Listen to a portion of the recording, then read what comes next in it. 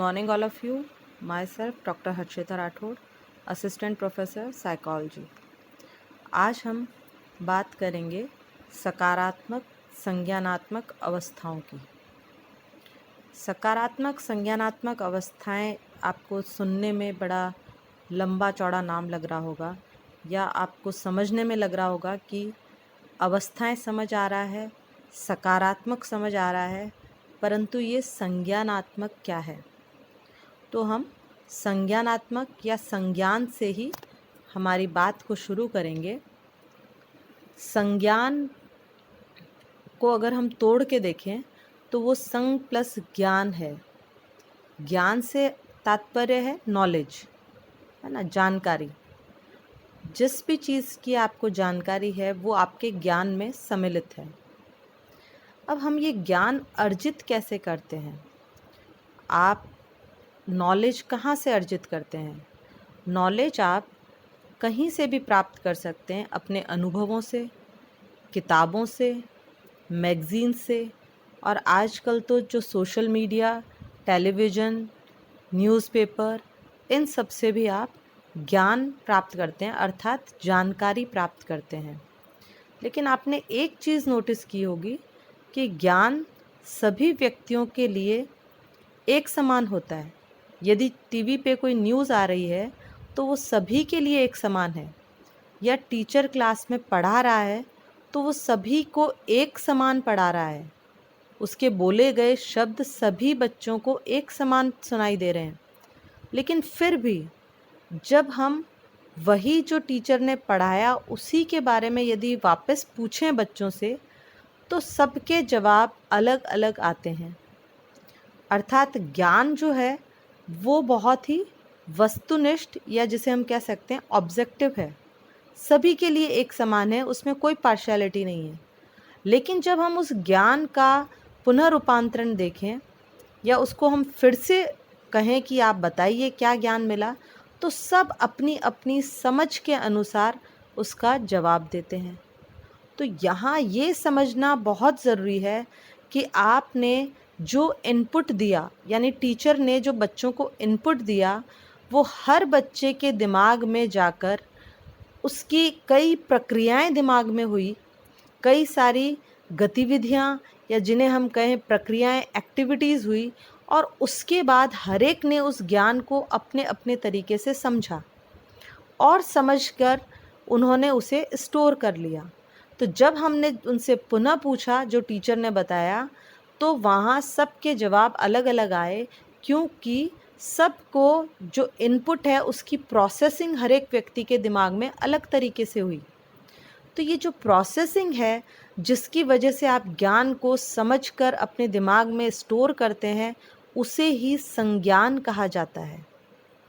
अर्थात ये एक तरीके से ज्ञान प्राप्त करने की प्रक्रिया है। आप ये समझ चुके होंगे कि जब भी इसको और थोड़ा सा एक्सप्लेन करें तो हम कह सकते हैं कि जब भी किसी व्यक्ति को कोई ज्ञान या जानकारी मिलती है तो वो उस ज्ञान को कैसे ग्रहण करेगा?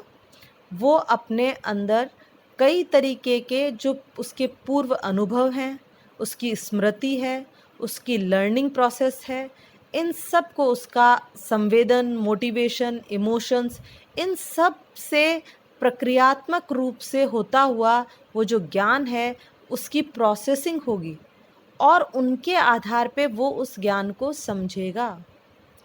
एक छोटे से एग्जाम्पल से मैं बताऊं आपको, यदि मैंने कहा कि सेब लाल रंग का होता है, अब कुछ बच्चे इसमें सेब के ऊपर कंसंट्रेट करेंगे कि सेब के बारे में बात हो रही है, सेब कोई चीज़ है, सेब क्या है जो लाल रंग का होता है, और कुछ लाल रंग पे फोकस कर सकते हैं। तो जब हम कुछ दिनों बाद अगर शुरू के बच्चों को बताएं तो कुछ दिनों बाद जब अगर उनसे पूछेंगे तो कुछ बच्चों को लाल याद रहेगा, और साथ में अगर मैं जोड़ दूं सेब लाल रंग का मीठा फल होता है, तो कुछ बच्चे सेब पे कंसंट्रेट करेंगे, कुछ लाल पे, कुछ मीठे पे और कुछ फल पे। हर कोई अपने अपने प्रक्रियात्मक रूप से, अर्थात उनके अंदर जो मानसिक प्रक्रियाएं हैं उनके आधार पे इस सेंटेंस को स्टोर करके रख सकता है। और इसे ही उनका संज्ञान या समझ बोला जाता है। तो देखा जाए, ज्ञान सभी के लिए बहुत ही ऑब्जेक्टिव टर्म है, बहुत ही इम्पार्शल चीज़ है जो सबको एक जैसा मिलता है, लेकिन उसके आधार पे व्यक्ति जो अपनी समझ बनाता है वह सबकी सब्जेक्टिव होती है, वह सबकी अपनी अपनी इंडिविजुअल होती है। व्यक्ति अपने पूर्व अनुभवों और अपनी मानसिक प्रक्रियाओं, कौन कौन सी मानसिक प्रक्रियाएं, जैसा कि अभी मैंने बताया, अधिगम है, स्मृति है, संवेदन है, संवेग है, इमोशंस हैं, मोटिवेशंस हैं, अभिप्रेरणा, इन सभी के आधार पे वो उस ज्ञान को समझ में कन्वर्ट करता है और अपने दिमाग में रखता है। तो इस तरीके से आप समझ सकते हैं कि संज्ञान क्या है। इसकी मैं बुकिश लैंग्वेज में अगर आपको बताऊं या किताब में जो है उसके आधार पे बताऊं, तो आधुनिक मनोविज्ञान में संज्ञान एक संप्रत्यय के रूप में प्रयोग लाया जा रहा है। संप्रत्यय क्यों? क्योंकि संप्रत्यय हम किसी भी एक कंसेप्ट में कई सारी चीज़ें, जब आप कई सारी चीज़ों को एक बंच के रूप में बताते हैं तो वो आपका संप्रत्यय कहलाता है। जैसे फल एक संप्रत्यय है, फल में कई सारी चीज़ें आ जाएगी, सेब, केला, अनार, मौसमी, कई सारी चीज़ें आ जाएगी, लेकिन उन सब को मिलाकर हम क्या बोलेंगे? फल। इसी तरह सब्ज़ी। तो ऐसे ही संज्ञान भी एक कंसेप्ट है, एक संप्रत्यय है, क्योंकि इसमें कई सारी मानसिक प्रक्रियाओं को देखा जाता है।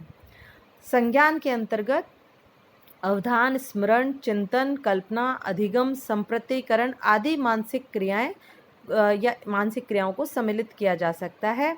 मनोवैज्ञानिक संज्ञान का प्रयोग ज्ञान प्राप्त करने की प्रक्रिया के रूप में करते हैं। जैसे मैंने आपको बताया कि ज्ञान सभी के लिए ऑब्जेक्टिव है, लेकिन उसके आधार पे व्यक्ति जैसे जैसे अपनी समझ को बनाएगा, वो प्रक्रिया जो है वही संप्रत्यय, वही संज्ञान कहलाता है।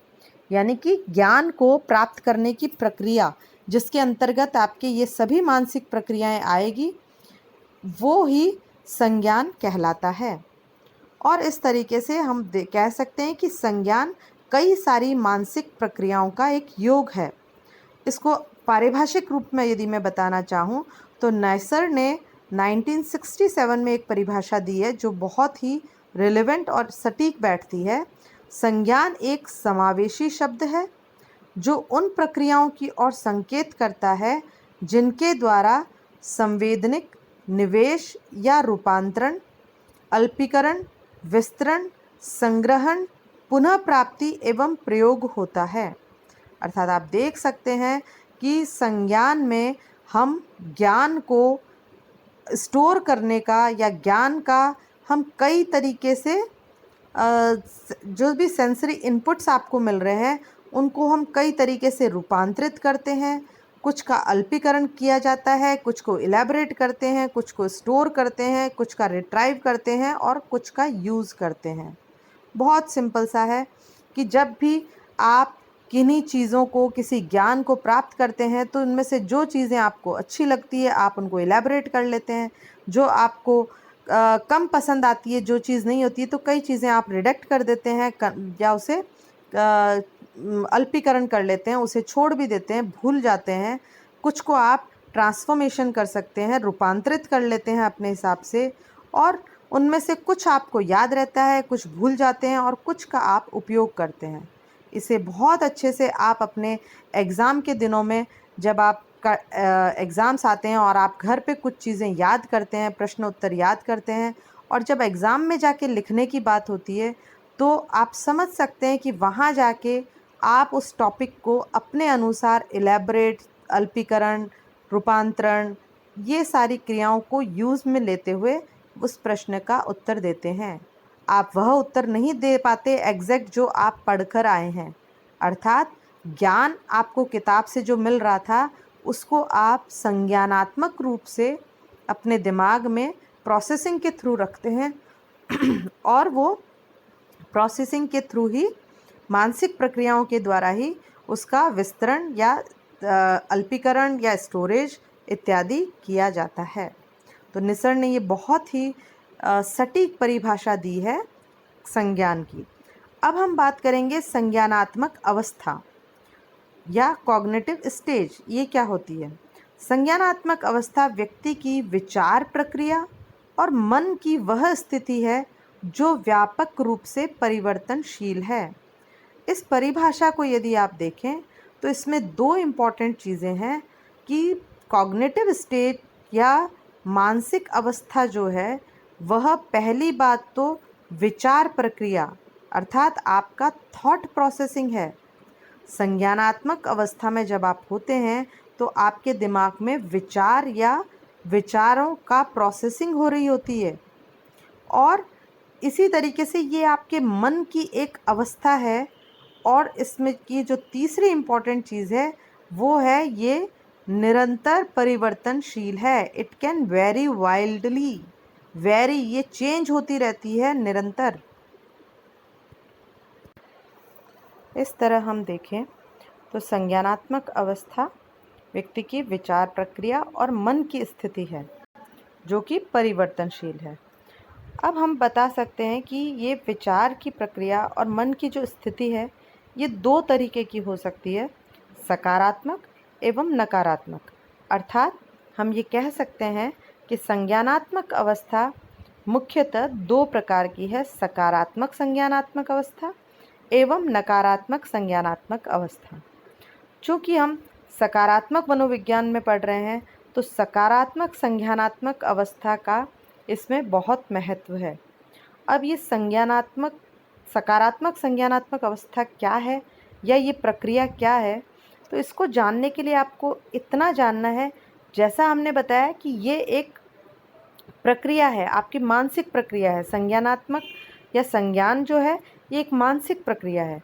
तो मानसिक प्रक्रिया जब सकारात्मक होगी अर्थात जब उसमें पॉजिटिव चीज़ों को इंक्लूड करेंगे या पॉजिटिव थिंकिंग को इंक्लूड करेंगे तो उसे हम पॉजिटिव कॉग्निटिव स्टेट या प्रोसेस कह सकते हैं।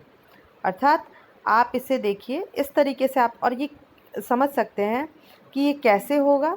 ये आपके जो पूर्व अनुभव हैं, आप अपनी लाइफ में कई तरीके के एक्सपीरियंस या अनुभव से गुजरते हैं और उन अनुभवों के आधार पे आप अपने भविष्य के बारे में कल्पना करते हैं, भविष्य के बारे में सोचते हैं, भविष्य के बारे में आप प्लानिंग करते हैं। तो जब आप भविष्य के प्रति अपनी सोच, कल्पना या प्लानिंग को पॉजिटिव वे में ले जाते हैं तो वो सकारात्मक संज्ञानात्मक अवस्था कहलाती है। अर्थात जब आप अपने सुनहरे भविष्य के बारे में सोचते हैं, जब आप सुनहरे भविष्य को या सुनहरे भविष्य के उद्देश्यों को पूरा करने के लिए फ्यूचर प्लानिंग करते हैं जिसमें पॉजिटिव एटीट्यूड हो, आप पॉजिटिवली अपनी लाइफ को आगे बढ़ाने के लिए आप सोचते हैं कि मैं कुछ सालों बाद ये कर सकूँगा, ये, या मैं कुछ सालों बाद इस स्टेज पे होऊंगा, मैं ऐसा बिजनेसमैन बनूंगा, या मैं एक आईएएस ऑफिसर, या मैं एक बहुत अच्छा टीचर बनूंगा। कुछ भी आप अपना फ्यूचर जब आप प्लान करते हैं तो उसके साथ कल्पनाएं, प्लानिंग और आपके विचार जुड़ते हैं। और आप जब विचार जुड़ेंगे तो आप उन विचारों को फुलफ़िल करने के लिए, उन डिज़ायर्स को, उन उम्मीदों को पूरा करने के लिए प्लानिंग करते हैं। और वो प्लानिंग आप अपनी क्षमताओं के आधार पे करते हैं और क्षमताओं का ज्ञान आपको अपने पूर्व अनुभव से होता है। तो इस तरह हम बता सकते हैं कि जब व्यक्ति अपने पूर्व अनुभवों के आधार पे अपने भविष्य की सकारात्मक रूपरेखा बनाता है, कल्पना करता है, तो उसे ही हम सकारात्मक संज्ञानात्मक अवस्था कहते हैं।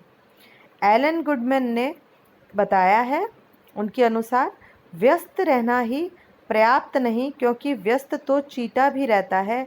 प्रश्न ये है कि हम किस में व्यस्त हैं। ये बहुत ही इम्पॉर्टेंट कोटेशन है उनका, एलन गुडमैन का, और जिसमें वो ये बताना चाह रहे हैं कि भविष्य के बारे में सिर्फ सोच लेना और भविष्य के बारे में प्लानिंग कर लेना ही अपने आप में सफिशिएंट नहीं है। भविष्य के लिए जो आपने सकारात्मक रूप से प्लानिंग की है, कल्पना की है, उसके लिए आप निरंतर प्रयासरत रहते हैं। और प्रयास भी कैसे, प्रयास या व्यस्तता भी कैसे, कि आप उसमें से कुछ प्रोडक्टिविटी निकल कर आए। जैसा कि उनके इस कोटेशन में क्लियर है कि व्यस्त तो चींटा भी होता है, प्रश्न ये है कि हम किस में व्यस्त हैं। एक चींटा भी छोटी सी चीज़ को लाना ले जाना उसी में व्यस्त रहता है, उसमें उसकी प्रोडक्टिविटी नहीं नज़र आती।